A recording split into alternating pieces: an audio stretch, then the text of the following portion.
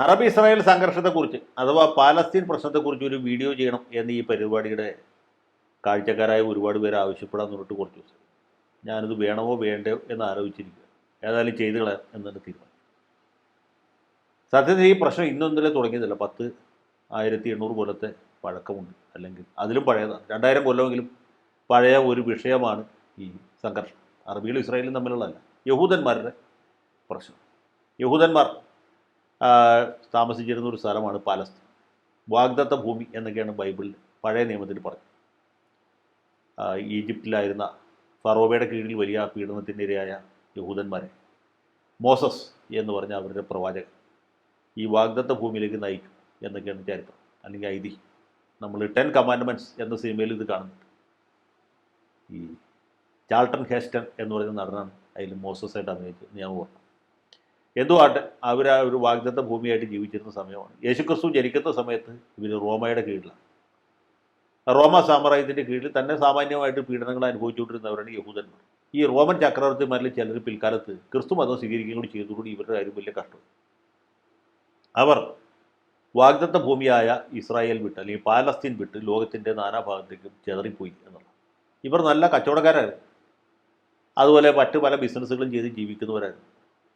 അവർ നമ്മുടെ കേരളത്തിലും വന്നു, ഇവിടെയും അവരുടെ സിനഗോഗുകൾ സ്ഥാപിച്ച് കച്ചവടം നടത്തി സാമാന്യം സമാധാനമായിട്ട് ജീവിച്ചു. ലോകത്തിൻ്റെ മറ്റ് പല ഭാഗങ്ങളിൽ ഇവർ വലിയ അവഗണന നേരിടേണ്ടതായിട്ടു, വിവേചനം നേരിടേണ്ടതായിട്ടു, ചിലപ്പോഴൊക്കെ വലിയ പീഡനം അനുഭവിക്കേണ്ടതായിട്ടു. ഇപ്പോൾ കേൾക്കുമ്പോൾ നിങ്ങൾക്ക് കൗതുകകരമായിട്ട് തോന്നിയേക്കാം, അറബികളുടെ കീഴിലാണ് സത്യത്തിൽ യഹൂദന്മാർ ഏറ്റവും കുറവ് പീഡനം അനുഭവിക്കുന്നത്. അറബികൾ ഇസ്ലാം മതത്തിൻ്റെ ആവിർഭാവകാലത്ത് മക്കയിലും മദീനയിലൊക്കെ യഹൂദന്മാരുണ്ട്. മാത്രവുമല്ല, ഇസ്ലാം മതത്തിലെ ഏകദൈവ വിശ്വാസവും യഹൂദ മതത്തിലെ ഏകദൈവ വിശ്വാസവും തമ്മിൽ വളരെ അടുത്ത സാദൃശ്യമുണ്ട്. പല ജീവിത അനുഷ്ഠാന ശൈലികളിലും സാദൃശ്യമുണ്ട്. ഞാനിപ്പോൾ അതിലേക്ക് പോകുന്നില്ല, നമ്മുടെ വിഷയം അതല്ലാത്തതുകൊണ്ട്. യഹൂദന്മാരുമായിട്ട് പൊതുവെ അറബികൾക്ക് ഭേദപ്പെട്ട അല്ലെങ്കിൽ മെച്ചപ്പെട്ട ബന്ധമാണ് ഉടൻ. ക്രിസ്ത്യാനികളോടും പകയോ വിദ്വേഷമോ അറബികൾ വെച്ച് പുലർത്തിയിരുന്നില്ല എന്നുള്ളതാണ് യാഥാർത്ഥ്യം. പ്രത്യേകിച്ചും സ്പെയിനിൽ അറബി ഭരണം ഉണ്ടായിരുന്ന സമയത്ത് അവിടെ ഇവർക്ക് വലിയ മാന്യത കിട്ടിയിരുന്നു. സ്പെയിൻ്റെ വിദ്യാഭ്യാസപരവും സാംസ്കാരികവുമായ പുരോഗതിക്ക് അവിടുത്തെ യഹൂദന്മാർ വലിയ സംഭാവനയും അർപ്പിച്ചത്. പക്ഷേ സ്പെയിൻ പിന്നീട് ക്രിസ്ത്യൻ ഭരണാധികാരികൾ വീണ്ടെടുത്തപ്പോൾ, അല്ലെങ്കിൽ തിരിച്ചു പിടിച്ചപ്പോൾ, ഈ മുസ്ലിങ്ങളോടൊപ്പം അല്ലെങ്കിൽ മൂറുകളോടൊപ്പം യഹൂദന്മാരും അവിടെ നിന്ന് പലായനം ചെയ്യാൻ നിർബന്ധിച്ചു. സ്പെയിനിൽ നിന്നും പോർട്ടുഗലിൽ നിന്നൊക്കെ ധാരാളം യഹൂദന്മാർ ജീവനും കൊണ്ട് മറ്റു സ്ഥലങ്ങളിലേക്ക് രക്ഷപ്പെട്ടു പോകേണ്ടതായിട്ട് വന്നു. പ്രത്യേകിച്ച് കത്തോലിക്ക രാജ്യങ്ങളിലാണ് ഭയങ്കരമായ പീഡനം അനുഭവിക്കുന്നത്. ക്ഷാമം തടയാനായിട്ട്, അല്ലെങ്കിൽ പ്ലേഗ് തടയാൻ വേണ്ടിയിട്ട് യഹൂദന്മാരെ കൂട്ടക്കൊല ചെയ്താൽ മതി എന്നൊരു വിശ്വാസം വരെ അവിടെ ഉണ്ട്. ഭൂകമ്പം തടയാനായിട്ട് മുസ്ലിങ്ങളെ ജീവനോടെ കുഴിച്ചിടുക, പ്ലേഗ് വരാതിരിക്കാൻ യഹൂദന്മാരെ ജീവനോടെ കത്തിക്കുക, ഇതൊക്കെയായിരുന്നു സ്പെയിനിലെ ചില വിനോദം. സ്പാനിഷ് ഇൻക്വിസിഷൻ എന്നൊക്കെ പറയും. കൊടും ക്രൂരതകളാണ്. അങ്ങനെ അവിടുന്ന് ജീവനും കൊണ്ട് ഓടിയ യഹൂദന്മാർ, അവർ എണ്ണത്തിൽ കുറവൊന്നും വരുന്നില്ല. പലരും ഇറ്റലിയിലേക്ക് പോയി. ഇറ്റലിയിൽ നിന്ന് പിന്നീട് കപ്പൽ കയറി നെതർലാൻഡ്സിലേക്ക് പോയി. പ്രൊട്ടസ്റ്റന്റ് രാജ്യങ്ങളിൽ അത്ര വലിയ പീഡനം ഉണ്ടായിരുന്നില്ല. നെതർലാൻഡ്സിൽ നിന്ന് പിന്നെയും ഇംഗ്ലണ്ടിലേക്ക് പോയി. അങ്ങനെയാണ് ബ്രിട്ടനിലെ ആദ്യത്തെ യഹൂദ വംശജനായ ബെഞ്ചമിൻ ഡിസ്രായേലിയുടെ പൂർവികന്മാരൊക്കെ അങ്ങനെ പോയവരാണ്. അങ്ങനെ ഇംഗ്ലണ്ടിലെത്തി. ഇംഗ്ലണ്ടിലാണ് ഇവർക്ക് ഏറ്റവും മാന്യമായ പരിഗണന ലഭിച്ചത്. അവിടെ വിവേചനം ഉണ്ടായിരുന്നു. ഉദാഹരണത്തിന് യഹൂദന്മാർക്ക് വോട്ടവകാശമുണ്ട്, തെരഞ്ഞെടുപ്പിൽ മത്സരിക്കാം. പക്ഷേ ജയിച്ചതിന് ശേഷം സത്യപ്രതിജ്ഞ എന്നതിന് തടസ്സമുണ്ട്. അങ്ങനെ മെമ്പറായിട്ടിരിക്കാൻ പറ്റുകയില്ല. സത്യപ്രതിജ്ഞയാണെങ്കിൽ ഒരു യഥാർത്ഥ ക്രൈസ്തവ വിശ്വാസി എന്ന രീതിയിലാണ് അവിടുത്തെ സത്യപ്രതിജ്ഞാ വാചകം ഉണ്ടായിരുന്നത്. അപ്പോൾ ക്രൈസ്തവ വിശ്വാസി എന്നുള്ള നിലയ്ക്ക് യഹൂദന് സത്യപ്രതിജ്ഞ ചെയ്യാൻ പറ്റുകയില്ല. അപ്പോൾ ഇലക്ഷൻ ജയിച്ചാലും പാർലമെൻറ്റ് അംഗമാകാൻ പറ്റാത്ത രീതിയിലുള്ള ബുദ്ധിമുട്ടുകൾ കിട്ടും. പിന്നീട് അതൊക്കെ പരിഹരിച്ചു. ജൂയിഷ് ഇമാൻസിപ്പേഷൻ എന്ന് പറഞ്ഞ ഒരു സംഭവമുണ്ട്. ജൂയിഷ് റിലീഫ് ആക്ട് പാസ്സാകുന്നുണ്ട് 1858. 1890 പരിപൂർണമായിട്ട് ക്രൈസ്തവർക്കും എല്ലാ വിഭാഗത്തിൽപ്പെട്ട ക്രിസ്ത്യാനികൾക്കും ജൂതന്മാർക്കും തുല്യ അവകാശം കിട്ടും. അപ്പോഴാണ് കത്തോലിക്കർക്കും യഹൂദന്മാർക്കും തുല്യമായ അവകാശം മറ്റ് സമുദായക്കാരുടെ ഒപ്പം കിട്ടും. ഇംഗ്ലണ്ടിലെ സ്ഥിതി ഇതാണ്. മറ്റ് രാജ്യങ്ങളിലെ കാര്യം പറയേണ്ടതില്ല. ഫ്രാൻസിൽ അല്ലെങ്കിൽ കത്തോലിക്കർക്ക് പ്രാമുഖ്യമുള്ള ജർമ്മനിയുടെ പ്രദേശങ്ങളിൽ, ഓസ്ട്രിയയിൽ, ഹംഗറിയിൽ, കിഴക്കൻ യൂറോപ്യൻ രാജ്യങ്ങളിലൊക്കെ ഇവർ വളരെ രണ്ടാം തരക്കാരും പോലുള്ള മൂന്നാം തരക്കാരും നാലാം തരക്കാരുമായിട്ടാണ് പരിഗണിക്കപ്പെട്ടത്. അങ്ങനെ വലിയ വിവേചനം അനുഭവിച്ചിരുന്ന ഒരു കൂട്ടർ. ഇത് പറയുമ്പോൾ നമ്മൾ ഓർക്കേണ്ട ഒരു കാര്യം കൂടി ഉണ്ട്. അത് അമേരിക്കയ്ക്ക് പോയ ജൂതന്മാരുടെ കാര്യം. ബ്രിട്ടീഷുകാർ അവിടെ കോളനി ഉണ്ടാക്കുന്ന കാലം തൊട്ട് യഹൂദന്മാർ ഈ ഒറിജിനൽ 13 കോളനികളിലുണ്ട്, അമേരിക്കൻ കോളനികളിലുണ്ട്. അമേരിക്ക പിന്നെ പടിഞ്ഞാറോട്ട് വ്യാപിച്ചപ്പോൾ അവരും അതനുസരിച്ച് വ്യാപിച്ചു. അമേരിക്കയിൽ ഇവർക്ക് പറയത്തക്ക വിവേചനമൊന്നും ഉണ്ടായിരുന്നില്ല, തുല്യ പൗരന്മാരായിട്ടാണ് കണക്കാക്കി. അപ്പോൾ നമ്മൾ ഓർക്കേണ്ട ഒരു കാര്യം കൊണ്ടുണ്ട്, കാനഡയിലെ ജൂതന്മാരുടെ കാര്യം. കാനഡ ഫ്രഞ്ച് കോളനി ആയിരുന്ന കാലത്ത് അവിടെ യഹൂദന്മാരെ പ്രവേശിപ്പിച്ചിരുന്നേയില്ല, യഹൂദന്മാർക്ക് വിലക്കുണ്ട്. പിന്നെ ബ്രിട്ടീഷുകാർ ഫ്രഞ്ചുകാരെ തോൽപ്പിച്ച് കാനഡ കീഴടക്കിയതിന് ശേഷമാണ്, ബ്രിട്ടീഷ് കോളനി ആയതിനു ശേഷമാണ് ബ്രിട്ടനിലേക്ക് കാനഡയിലേക്ക് യഹൂദന്മാരെ പ്രവേശിപ്പിക്കാൻ തുടങ്ങിയത്. ഇപ്പോൾ ഈ വിവേചനത്തിൻ്റെ ഒരു ഏകദേശ രൂപം നിങ്ങൾക്ക് മനസ്സിലായി കാണുന്ന വിചാരിക്കും.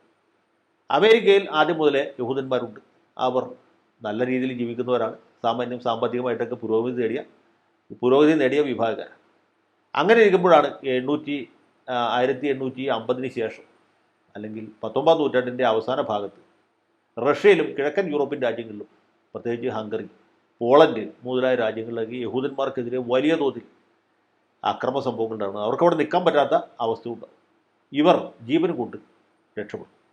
ആ രക്ഷപ്പെടുന്നതിൽ ഗണ്യമായൊരു ഭാഗം അമേരിക്കയിലേക്കാണ് പോയത്. ധൈര്യമായിട്ട് പോകാവുന്ന ഒരു സ്ഥലമാണ് അമേരിക്ക. അവിടെ അവർക്ക് വലിയ സ്വീകരണം ലഭിച്ചു, അവർക്ക് വലിയ സ്വാഗതം ലഭിച്ചു. അവരവിടെ പോയി അധ്വാനിച്ച് ജീവിക്കാൻ തുടങ്ങി. ഒരു ചെറിയ വിഭാഗം യഹൂദന്മാർ അവരുടെ പിതൃഭൂമിയായ പാലസ്തീനിൽ നേരത്തെ തൊട്ട് യഹൂദന്മാരുണ്ട്. കുരിശുദ്ധത്തിന് മുമ്പുണ്ട്, കുരിശുദ്ധത്തിന് ശേഷമുണ്ട്. ഈ കുരിശുദ്ധത്തിൻ്റെ സമയത്ത് ക്രിസ്ത്യാനികളായ കുരിശുദ്ധ പോരാളികൾ മുസ്ലിങ്ങളായ അറബികളെ എന്ന പോലെ ഈ യഹൂദന്മാരെയും കൂട്ടക്കൊല നടത്തിയെന്നാണ് ചരിത്രം. യഹൂദന്മാരെ കൂട്ടക്കൊല നടത്തിയത് ക്രിസ്ത്യാനികളാണ്, മുസ്ലിങ്ങളാണ്. പിന്നീട് സുൽത്താൻ സലാഹുദ്ദീൻ അയൂബി കുരിശുദ്ധക്കാരെ തോൽപ്പിക്കുകയും അവരെ ഓടിക്കുകയും ചെയ്തപ്പോൾ യഹൂദന്മാർ തിരിച്ചു. ഓട്ടോമൻ സാമ്രാജ്യത്തിൻ്റെ കീഴിലും യഹൂദന്മാരുണ്ടായിരുന്നു. അവർ സാമാന്യമായിട്ട് ആ നിയമങ്ങളനുസരിച്ച് ടാക്സ് ഒക്കെ കൊടുത്ത് സമാധാനമായിട്ട് ജീവിക്കുക. അവിടെയും അവർക്ക് വലിയ വിവേചനം ഉണ്ടായിരുന്നില്ല. മാത്രമല്ല, തുർക്കിയുടെ കീഴിലായിരുന്നു ആ സമയത്ത് അറേബ്യയുടെ ഭാഗമാണ് പാലസ്തീൻ. ഇപ്പോഴത്തെ സൗദി അറേബ്യ അല്ല, അറേബ്യ വിശാലമായൊരു പ്രദേശമാണ്. ഇറാഖും ലെബനോണും ജോർഡാൻ, പാലസ്തീൻ, യമനും സൗദി അറേബ്യയൊക്കെ ഉൾപ്പെട്ട വിശാലമായ അറേബ്യ. ആ അറേബ്യയുടെ ഭാഗമാണ് പാലസ്തീൻ. പാലസ്തീനിലും യഹൂദന്മാർ കുറച്ച് പേരുണ്ടായിരുന്നു. കുറേ പേര് അവരുടെ മതവിശ്വാസങ്ങളൊക്കെ അനുസരിച്ച് ജീവിച്ചു. ഈ റഷ്യയിൽ നിന്നുള്ള, അല്ലെങ്കിൽ കിഴക്കൻ യൂറോപ്പിൽ നിന്ന്, പോളണ്ടിൽ നിന്നൊക്കെ വന്ന കുറേ യഹൂദന്മാർ കൂടി പാലസ്തീനിൽ വന്നു. അവർക്ക് പ്രത്യേകിച്ച് വിവേചനമൊന്നും നേരിടേണ്ടതൊന്നുമില്ല. അവരങ്ങനെ പണ്ടത്തെ പോലെയൊക്കെ തന്നെ തുടർന്നു. ഈ സമയത്താണ് സയനിസ്റ്റ് മൂവ്മെൻറ്റ് എന്ന് പറഞ്ഞൊരു സംഗതി ആരംഭിക്കുന്നത്. യഹൂദന്മാർക്ക് ഒരു മാതൃരാജ്യം, ഒരു ഹോം ലാൻഡ് വേണം എന്ന ആഗ്രഹം. അത് അവർക്ക് പണ്ടുതൊട്ടേയുള്ള ഒരു ആഗ്രഹമാണ്. അവരുടെ ഹൃദയത്തിൽ എപ്പോഴും ഒരു പാലസ്തീനുണ്ട്, ഒരു ഇസ്രായേലുണ്ട്. യഹൂദരാഷ്ട്രം ഇന്നല്ലെങ്കിൽ നാളെ സാധിക്കും എന്ന ഒരു പ്രത്യാശ ഈ 2000 കൊല്ലങ്ങൾക്കിടയിലും അവരുടെ മനസ്സിലുണ്ട്. രണ്ട് യഹൂദന്മാർ ഒരുമിച്ചിരുന്ന് അവരുടെ വേദപുസ്തകം തോറ വായിക്കുമ്പോൾ അവിടെ ഒരു പാലസ്തീൻ രാജ്യം ഉണ്ടാകും എന്നാണ് പണ്ടുതൊട്ടേയുള്ള ഒരു സംഗതി. അങ്ങനെ അവരുടെ ഹൃദയത്തിലുള്ള ഒരു അഭിലാഷമാണ് ഈ ഇസ്രായേൽ, അല്ലെങ്കിൽ ഒരു ഹോം ലാൻഡ് ഉണ്ടാകുക. അപ്പോൾ ഹംഗറിയിൽ ജനിച്ച ഒരു യഹൂദൻ, അദ്ദേഹത്തിൻ്റെ പേര് തിയോഡർ ഹേഴ്സൽ എന്ന, അദ്ദേഹത്തിൻ്റെ നേതൃത്വത്തിലാണ് സയനിസ്റ്റ് മൂവ്മെൻറ്റ് ഉണ്ടാകുന്നത്. അത് 19ാം നൂറ്റാണ്ടിൻ്റെ അവസാനമാണ്, 1898 ആ സമയത്ത്.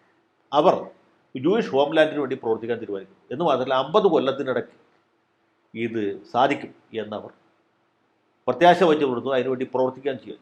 അപ്പോൾ ഇവിടെ നമ്മൾ മനസ്സിലാക്കേണ്ട ഒരു കാര്യമുണ്ട്. യഹൂദന്മാർ എണ്ണത്തിൽ കുറവാണെങ്കിൽ ഇവർ വളരെ സമർത്ഥരാണ്, വളരെ സമ്പന്നരാണ്. അവർ ഈ കച്ചവടം ചെയ്ത്, പ്രത്യേകിച്ച് പണം പലിശ കൊടുത്ത് ധാരാളം സമ്പത്ത് സമാഹരിച്ചത്. അവരിൽ ധാരാളം പണമുണ്ട്. അതുകൊണ്ടുകൂടിയാണ് ഇവരെ ഈ ക്രിസ്ത്യൻ രാജ്യങ്ങളിൽ, പ്രത്യേകിച്ച് കിഴക്കൻ യൂറോപ്യൻ രാജ്യങ്ങളിലൊക്കെ ഇവരെ വല്ലാതെ പീഡിപ്പിച്ചത്. അവർക്ക് പരസ്യമായിട്ട് മതാനുഷ്ഠാനത്തിനുള്ള അവസരം പോലും പല രാജ്യങ്ങളിലും നിഷേധിച്ചു. അപ്പോൾ ഇവരെന്താ വെച്ചാൽ ഈ കയ്യിലുള്ള പൈസ വെച്ച് ആ ഒരു ഹോം ലാൻഡ് സ്ഥാപിക്കാൻ തീരുമാനിച്ചു. അപ്പോഴത്തേക്കും 1914 ഒന്നാം ലോക യുദ്ധം പൊട്ടിപ്പുറപ്പെടും. ഒന്നാം ലോക യുദ്ധം പൊട്ടിപ്പുറപ്പെടുന്ന സമയത്ത് ബ്രിട്ടനാണ് ലോകത്തിൻ്റെ നായക സ്ഥാനത്ത് നിൽക്കുന്നത്. ബ്രിട്ടനും ജർമ്മനിയും തമ്മിലാണ് യുദ്ധം, പ്രധാനമായ യുദ്ധം. ജർമ്മനിയുടെ സഖ്യകക്ഷിയാണ് പാലസ്തീൻ്റെ ഉടമസ്ഥരായ, അല്ലെങ്കിൽ പാലസ്തീൻ്റെ ഭരണാധികാരികളായ തുർക്കി സാമ്രാജ്യം. അങ്ങനെ യഹൂദന്മാരുടെ കയ്യിൽ ധാരാളമായിട്ടുള്ളത് പണമാണ്. യൂറോപ്പിലെ എമ്പാടുമുള്ള യഹൂദന്മാർ പണം പിരിച്ച് ബ്രിട്ടനെ സഹായിക്കാൻ തീരുമാനിച്ചു. ജർമ്മനിയിലുള്ള യഹൂദന്മാരടക്കം ബ്രിട്ടന് ധനസഹായിച്ചു. അതുകൊണ്ടാണ് പിന്നീട് ഹിറ്റ്ലർക്ക് ഇവരോട് തീരാത്ത പകയുണ്ടായത്. അതുകൊണ്ടാണ് ജർമ്മൻകാരും യഹൂദന്മാരെ ഭയങ്കരമായിട്ട് ദ്വേഷിക്കുകയും പീഡിപ്പിക്കുകയും പിന്നീട് ഗ്യാസ് ചാമ്പറിൽ കയറ്റി കൂട്ടക്കൊല നടത്തുകയും. അങ്ങനെ ഒരു സാഹചര്യം ഇതിൻ്റെ പുറകിലുണ്ട്. ഏതായാലും ഒന്നാം ലോക യുദ്ധത്തിൽ ബ്രിട്ടനെ യഹൂദന്മാർ സഹായിച്ചു. അവർ ആവശ്യപ്പെട്ട ഒരു കാര്യം, ഞങ്ങൾക്ക് ഒരു ജൂയിഷ് ഹോംലാൻഡ് ഉണ്ടാക്കാൻ സഹായിക്കണം എന്നതാണ്, ജൂയിഷ് നേഷൻ ഉണ്ടാക്കാൻ. അത് ബ്രിട്ടീഷ് സർക്കാർ അംഗീകരിച്ചു. കാരണം ബ്രിട്ടൻ്റെ യുദ്ധ ആവശ്യങ്ങൾക്ക് ധാരാളം പണം ആവശ്യമുണ്ട്. പിന്നെ യഹൂദന്മാർ ഒരു പ്രബല ശക്തിയാണ് യൂറോപ്പിൽ. അവരുടെ സാമ്പത്തിക സഹായം, ധനസഹായമൊക്കെ കിട്ടി. യുദ്ധം അവസാനിക്കുന്നതിന് മുമ്പ് തന്നെ ബ്രിട്ടീഷ് പ്രധാനമന്ത്രി ലോയിഡ് ജോർജാണ് വിദേശകാര്യമന്ത്രി സർ ആർതർ ബാൽഫൂർ ഒരു പ്രഖ്യാപനം നടത്തിയാണ്, ബാൽഫൂർ ഡിക്ലറേഷൻ എന്ന പേരിൽ അറിയും. അതിൽ പറഞ്ഞിട്ടുള്ളത് പാലസ്തീനിൽ ഒരു യഹൂദ രാഷ്ട്രം സ്ഥാപിക്കുന്നതിന് ബ്രിട്ടന് എതിർപ്പില്ല, ബ്രിട്ടൻ സഹായിക്കും എന്നാണ്. അതിലൊരു ക്ലോസ് കൂടി വെച്ചിട്ടുണ്ട്, മറ്റു രാജ്യങ്ങളിൽ യഹൂദന്മാർക്കുള്ള അവകാശങ്ങൾക്ക് യാതൊരു ഭംഗവും വരാതെ മറ്റ് വിഭാഗത്തിൽപ്പെട്ട ആളുകൾക്ക് പാലസ്തീനിലുള്ള അവകാശങ്ങൾക്ക് യാതൊരു കോട്ടവും സംഭവിക്കാത്ത രീതിയിലുമായിരിക്കും ഈ യഹൂദ രാഷ്ട്രം ഉണ്ടാക്കുന്നത് എന്നും പറഞ്ഞു. അത് പ്രഖ്യാപിക്കുന്ന സമയത്ത് ഈ പാലസ്തീൻ്റെ നിയന്ത്രണം തുർക്കിയുടെ കയ്യിലാണ്, ഇംഗ്ലണ്ടിൻ്റെ കയ്യിലല്ല എന്നും കൂടി ഓർക്കണം. ഏതായാലും ഒന്നാം ലോക യുദ്ധത്തിൽ തുർക്കി ദയനീയമായി തോറ്റു. തുർക്കി സാമ്രാജ്യം തന്നെ പിരിച്ചുവിടേണ്ട അവസ്ഥയുണ്ടായി. Iraq, Syria, Lebanon, Saudi Arabia എല്ലാം വേർപെട്ടു. ആ സമയത്ത് ലീഗ് ഓഫ് നേഷൻസ് എന്ന് പറഞ്ഞൊരു പുതിയ സംഘടന ഉണ്ടാക്കി. നമ്മുടെ അമേരിക്കൻ പ്രസിഡന്റ് എന്ന വുഡ്രോ വിൽസൺ മുൻകൈ എടുത്തു. പക്ഷേ അമേരിക്ക അതിനകത്ത് ചേർന്നില്ല. അതൊക്കെ പഴയ ചരിത്രമാണ്, നമ്മൾ സാമൂഹ്യ പാഠത്തിൽ പഠിച്ചിട്ടുള്ള കാര്യം ഞാനിവിടെ ആവർത്തിക്കുന്നു. ലീഗ് ഓഫ് നേഷൻസിൻ്റെ കീഴിൽ ഒരു മാൻഡേറ്റായിട്ട് ഈ പാലസ്തീൻ ബ്രിട്ടീഷുകാർ ഇരുന്നു. അപ്പോൾ സംഗതി എളുപ്പമായി. കാരണം ബ്രിട്ടീഷുകാർ ജൂയിഷ് ഹോംലാൻഡ് ഉണ്ടാക്കാൻ എല്ലാവിധ സഹായവും ചെയ്യാൻ പ്രതിജ്ഞാബദ്ധരാണ്. ബ്രിട്ടീഷ് മാൻഡേറ്റായിട്ട് അതിൻ്റെ ഭരണം ബ്രിട്ടൻ്റെ കയ്യിൽ തന്നെ വന്ന് പിടിച്ചു. ഇങ്ങനെ ഒരു സാഹചര്യത്തിൽ എന്ത് സംഭവിച്ചു? യഹൂദന്മാരുടെ കുടിയേറ്റം വ്യാപിച്ചു. കിഴക്കൻ യൂറോപ്യൻ രാജ്യങ്ങളിലൊക്കെ കുറേയേറെ യഹൂദന്മാർ, അവിടെ ജീവിക്കാൻ നിവൃത്തിയില്ല, നിക്കക്കളില്ലാത്ത അവസ്ഥയാണ്. അവർ പാലസ്തീനിൽ വരികയും സ്ഥലം വാങ്ങിക്കും. പാലസ്തീൻ എന്ന് പറഞ്ഞാൽ വളരെ ഊഷരമായൊരു സ്ഥലമാണ്, ഫലഭൂയിഷ്ടമല്ല, ഓടിച്ചു കുത്തിയാൽ പിടിക്കില്ല. വളക്കൂറില്ലാത്ത മണ്ണാണ്. പാലസ്തീനിൽ എണ്ണയുമില്ല, എണ്ണ കുഴിച്ച് പെട്രോളും ഒന്നും കിട്ടുകയില്ല. അങ്ങനെ ഒരു സ്ഥലത്ത് ഈ യഹൂദന്മാർ നല്ല പരിശ്രമശാലികളാണ്. അവർ വന്ന് വ്യാപകമായിട്ട് സ്ഥലം വാങ്ങിക്കും. അവരിൽ പൈസയുണ്ട്. അറബികളായ ഭൂവുടമകൾ താരതമ്യേന അലസരാണ്. അവർ കിട്ടുന്ന കാശിന് വിൽക്കാൻ തയ്യാറായിട്ടിരിക്കുന്നു. അപ്പോഴാണ് ഇവർ വരും. അവർ വ്യാപകമായിട്ട് സ്ഥലം വാങ്ങിക്കും. ഈ വാങ്ങിച്ച സ്ഥലം അവർ നന്നായിട്ട് കൃഷി ചെയ്യാൻ തുടങ്ങി. അവിടെ നാരകം കൃഷി ചെയ്തു വളരെയധികം എന്താണ് അവിടെ സമൃദ്ധി ഉണ്ടാക്കി. അപ്പോൾ സ്വാഭാവികമായിട്ടും അറബികൾക്ക് അത് കണ്ടപ്പോൾ ഒരു വിഷമം തോന്നി. കാരണം ഇത്ര നാളും വേരിയും പോലും ഇല്ലാതെ കിടക്കുന്ന സ്ഥലങ്ങളൊക്കെ ഈ യഹൂദന്മാർ എന്ന് പറഞ്ഞ കള്ള പരീക്ഷകൾ വന്ന് വാങ്ങിച്ച് അവിടെ കൃഷി ചെയ്ത് അവന്മാർ ലാഭം ഉണ്ടാക്കാൻ തുടങ്ങി. ഈ നമ്മുടെ ഇരിട്ടിയിലും ശ്രീകണ്ഠാപുരത്തൊക്കെ പോയിട്ട് ചേട്ടന്മാർ സ്ഥലം വാങ്ങിക്കില്ലേ, തിരുവിതാംകൂറുകാരെ ക്രിസ്ത്യാനികൾ സ്ഥലം വാങ്ങിച്ച് തോട്ടം ഉണ്ടാക്കുന്ന പോലെ ഇവിടെ വ്യാപകമായിട്ട് കൃഷി ചെയ്യുകയും അത് ലാഭകരമാകുകയും ചെയ്തപ്പോൾ അറബികൾക്ക് സ്വാഭാവികമായിട്ടും ഒരു വിഷമം തോന്നി. മാത്രമല്ല പിന്നെയും യഹൂദന്മാർ കുടിയേറുന്നു എന്നുള്ളത് അറബികൾക്ക് ഒരു വലിയ വിഷമമുണ്ട്. അപ്പോൾ സ്വാഭാവികമായിട്ട് ഇവർ തമ്മിൽ അടിയാണ്. അറബികൾ ആദ്യഘട്ടത്തിൽ യഹൂദന്മാരെ ഉപദ്രവിക്കും. യഹൂദന്മാർ ബ്രിട്ടീഷ് പോലീസിന് പരാതി കൊടുക്കുന്നതിന് പകരം സ്വന്തമായ ചില സൈനിക സംവിധാനങ്ങളുണ്ടാക്കി ഇവരെ തിരിച്ച് ഉപദ്രവിക്കാൻ തുടങ്ങി. അറബികളെ ഭയങ്കരമായിട്ട് ഉപദ്രവിക്കും. ഇതിനിടയ്ക്ക് നിൽക്കുന്ന പോലീസുകാരെ ഈ യഹൂദന്മാർ ഉപദ്രവിക്കാൻ തുടങ്ങി. അങ്ങനെ വളരെ സംഘർഷപൂരിതമായി 1935-36 ആയപ്പോഴേക്കും സംഗതി കൈവിട്ടു പോകും എന്ന അവസ്ഥയിൽ. അപ്പോഴും കുടിയേറ്റം പഴയ പോലെ തുടരുന്നുണ്ട്. ആ സമയമായപ്പോഴത്തേക്കും വേറൊരു വലിയ അത്ഭുത ഒരു മഹാസംഭവം ഉണ്ടായി. രണ്ടാം ലോക യുദ്ധം പൊട്ടിപ്പുറപ്പെട്ടു. അപ്പോൾ അതിന് മുമ്പ് തന്നെ ഹിറ്റ്ലർ സായിപ്പ് യഹൂദന്മാർക്കെതിരെ വലിയൊരു അന്തരീക്ഷം ജർമ്മനിയിൽ ഉണ്ടാക്കിയിട്ടുണ്ട്. അദ്ദേഹം പോകുന്ന സ്ഥലത്തൊക്കെ നടന്ന് പ്രസംഗിച്ചു, ഒന്നാം ലോക യുദ്ധത്തിൽ ജർമ്മനി അങ്ങനെ തോറ്റു, ആ തോൽവിയുടെ ഉത്തരവാദിത്വം യഹൂദന്മാർക്കാണ്. ജർമ്മനി യുദ്ധം ചെയ്യുമ്പോൾ ഇവിടെയുള്ള യഹൂദന്മാർ പണം പിരിച്ച് ബ്രിട്ടനെ സഹായിക്കും. അഞ്ചാം പത്തികളാണ്, ദ്രോഹികളാണ്, ഇവന്മാരെ കാച്ചണം എന്ന് പുള്ളി പറഞ്ഞു. പൊതുവെ വിവേകവാദികളും ബുദ്ധിമാന്മാരുമായ ജർമ്മൻകാരത് വിശ്വസിച്ചു. ഇങ്ങനെയുള്ളൂ. ജർമ്മൻകാർ യുദ്ധം തോറ്റതിൻ്റെ വിഷമത്തിലിരിക്കുകയാണ്. അപ്പോൾ അതിന് ഒരു കാരണക്കാരനെ കണ്ടുപിടിച്ചു. കാരണക്കാരൻ ബ്രിട്ടനോ അല്ലെങ്കിൽ ഫ്രാൻസോ ആണെന്ന് പറഞ്ഞിട്ട് കാര്യമില്ല. അമേരിക്കക്കാർ യുദ്ധത്തിന് വന്നുകൊണ്ടാണ് നമ്മൾ തോറ്റുപോയത്, അവൻ്റെ സൈനിക ശക്തി അപാരമാണ് എന്ന് മനസ്സിലാക്കാനുള്ള വിവേകം ജർമ്മൻകാർക്ക് ആ സമയത്ത് ഉണ്ടായിരുന്നില്ല. അവർ ഹിറ്റ്ലറുടെ ഈ പ്രചരണം വിശ്വസിച്ചു. അപ്പോൾ ജർമ്മനിയിൽ എമ്പാടും യഹൂദന്മാർക്കെതിരായ വലിയ വികാരമുണ്ട്. അതുകൊണ്ടാണ് ഇവർ ഈ ഹോളോകോസ്റ്റ് എന്ന് പറഞ്ഞ അതിഭയങ്കരമായ യഹൂദ ദ്രോഹം അവിടെ നടന്നു. യഹൂദന്മാരെ പിടിച്ചു ഗ്യാസ് ചേമ്പർ കയറ്റി കൊല്ലുന്ന ഒരു സംവിധാനം ആയിരുന്നു. 5 ലക്ഷമോ 6 ലക്ഷമോ മറ്റു ആളുകൾ അതിനകത്ത് മരിച്ചു എന്നാണ് കണക്ക്. അതുകൊണ്ട് ഒരു വലിയ ദോഷമുണ്ടായത് ജനസംഖ്യയിൽ വലിയ കുറവുണ്ടായെന്നുള്ളതാണ്. രണ്ടാമത്തെ ഗുണമുണ്ടായത് യൂറോപ്പിലും അമേരിക്കയിലും ലോകത്ത് പരിഷ്കൃതരായ ആളുകൾ എവിടെയൊക്കെ ഉണ്ടോ അവിടെയൊക്കെ യഹൂദന്മാരോട് വലിയ ഒരു സിമ്പതി ഉണ്ട്. യഹൂദന്മാരോട് സഹാനുഭൂതിയുണ്ട്. ഈ പാവങ്ങളെ എങ്ങനെ സഹായിക്കണമെന്ന് തോന്നൽ ജനങ്ങളുടെ ഇടയിൽ. രണ്ടാം ലോക യുദ്ധത്തിൽ ജർമ്മനി അവസാനം വളരെ ഡീസൻ്റായിട്ട് തോറ്റു. ഹിറ്റ്ലർ സാഹിബ് ആത്മഹത്യ. അദ്ദേഹത്തിൻ്റെ കൂട്ടാളികളായ റിബൻട്രോഫ്, ഗോറിങ്, ഹിംലർ, അതുപോലെ നമ്മുടെ ഗീബൽസ്, ഇവരെയൊക്കെ വിചാരണ ചെയ്യും. ചിലരൊക്കെ ആത്മഹത്യ ചെയ്യും, ബാക്കിയുള്ളവരെ തൂക്കി കൊല്ലുകയൊക്കെ ചെയ്യും. അതാണ് ന്യൂറംബർഗ് വിചാരണ. ഈ ന്യൂറംബർഗ് വിചാരണ ചെയ്ത് ഇവരെയൊക്കെ ഒരു പരിക്കാക്കി. വീണ്ടും ഇത് വലിയ യഹൂദന്മാരോടുള്ള സഹാനുഭൂതി ആളിക്കത്തി. എന്ന് മാത്രമല്ല, ആൻറ്റി സെമറ്റിസം വലിയൊരു കുറ്റമായിട്ട് യൂറോപ്പിലെ രാജ്യങ്ങളൊക്കെ സ്വീകരിക്കും. യഹൂദ വിദ്വേഷം പ്രചരിപ്പിക്കുന്ന അപ്പം തന്നെ ശിക്ഷ കിട്ടും. നാസി സെലൂട്ട് അടിക്കുന്നവന് അപ്പം തന്നെ തട്ടും. അങ്ങനെയൊക്കെ വലിയ ഒരു യഹൂദ അനുകൂല അന്തരീക്ഷം യൂറോപ്പിലുണ്ട്. ഈ ഘട്ടത്തിൽ നമ്മൾ മനസ്സിലാക്കേണ്ട ഒരു കാര്യമുണ്ട്. ലോകത്തിൻ്റെ നായകത്വം ബ്രിട്ടനിൽ നിന്ന് നഷ്ടപ്പെട്ടു. ബ്രിട്ടൻ ഒരു സ്പെൻഡ് ഫോഴ്സായി. ബ്രിട്ടൻ്റെ പഴയ പവറൊക്കെ പോയി, പത്രാസ് പോയി. ബ്രിട്ടൻ ഉണ്ട് എങ്കിലും ഇല്ലാത്ത ഫലമായി. അപ്പോഴത്തേക്കും ലോകത്തിൻ്റെ നായക സ്ഥാനത്ത് അമേരിക്ക വന്നു. അമേരിക്കയിൽ യഹൂദന്മാർ വളരെ പ്രബലരാണ്. യൂറോപ്പിലെ പോലെ പീഡനം അനുഭവിച്ചവരല്ല. സാമ്പത്തികമായിട്ടും വിദ്യാഭ്യാസപരമായിട്ടും മറ്റെല്ലാ രീതിയിലും മുന്നോക്കം നിൽക്കുന്നവരാണ്. നമ്മൾ ഒരു കാര്യം മനസ്സിലാക്കണം, ഈ യഹൂദന്മാർ വളരെ ബുദ്ധിയുള്ള ആളുകളാണ്. നൊബൽ സമ്മാനം കിട്ടിയ ശാസ്ത്രജ്ഞന്മാരുടെ ലിസ്റ്റ് പരിശോധിച്ച് നോക്കുക. നിരയായിട്ടാണ് യൂതന്മാർ. ഫിസിക്സിന്, കെമിസ്ട്രിയിൽ, സാമ്പത്തിക ശാസ്ത്രത്തിൽ, മെഡിക്കൽ സയൻസിൽ, എല്ലായിടത്തും എല്ലാ രംഗത്തും അവർ മുൻനിരയിലാണ്. ആൽബർട്ട് ഐൻസ്റ്റീൻ യഹൂദനായിരുന്നു. കാൾ മാർക്സും യഹൂദനായിരുന്നു. നമ്മുടെ സംഗീതകാരനായ യഹൂദി മെനൂഹിൻ മറ്റൊരു യഹൂദനായിരുന്നു. മനോവിജ്ഞാനികത്തിൻ്റെ പിതാവ് എന്നറിയപ്പെടുന്ന സിഗ്മണ്ട് ഫ്രോയിഡ് യഹൂദനായിരുന്നു. അങ്ങനെ എല്ലാ രംഗത്തും മുന്നോക്കം നിൽക്കുന്ന ഒരു വിഭാഗക്കാരാണ് പ്രത്യേകിച്ച് അമേരിക്കയിലെ യഹൂദന്മാർ. അവർ സാമ്പത്തികമായിട്ടും രാഷ്ട്രീയമായിട്ടും മുൻനിരയിലാണ്. ഇനി ഒരു ചെറിയ കാര്യം കൂടി പറഞ്ഞിട്ടേ മുന്നോട്ട് പോകാൻ പറ്റും. ഡെമോക്രാറ്റ് പാർട്ടിയാണ് അന്ന് അമേരിക്ക ഭരിച്ചത്. പ്രസിഡന്റ് റൂസ്വെൽറ്റാണ്, ഫ്രാങ്ക്ലിൻ റൂസ്വെൽറ്റ്. അമേരിക്കയിലെ യഹൂദന്മാർ കാലാകാലങ്ങളായിട്ട് ഡെമോക്രാറ്റ് പാർട്ടിയാണ് സപ്പോർട്ട് ചെയ്തത്. ഇപ്പോഴും അങ്ങനെ തന്നെയാണ്. ഏത് തെരഞ്ഞെടുപ്പിലും ഒരു 65% ജൂതന്മാർ ഡെമോക്രാറ്റ് പാർട്ടിക്ക്. പ്രധാനപ്പെട്ട സ്ഥാനാർത്ഥികളൊക്കെയാണെന്ന് ചോദിക്കും. ഇപ്പോൾ ഉദാഹരണത്തിന് ബറാക്ക് ഒബാമ മത്സരിച്ചു, ഏതാണ്ട് 90% ആൾക്കാർ അദ്ദേഹത്തിനാണ് കൂട്ടി.